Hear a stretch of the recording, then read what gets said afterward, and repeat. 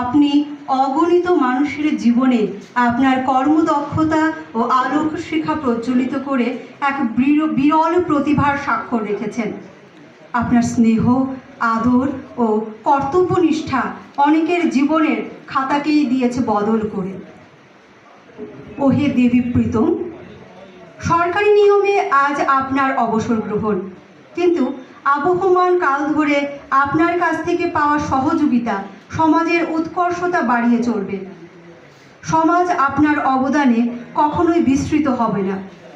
আজ আমরা তাই আপনাকে বিদায় সংবর্ধনা জানাতে পেরে নিজেদের কৃতার্থ মনে করছি। ওগো চিরায়ত, সব বিদায়ী বেদনার।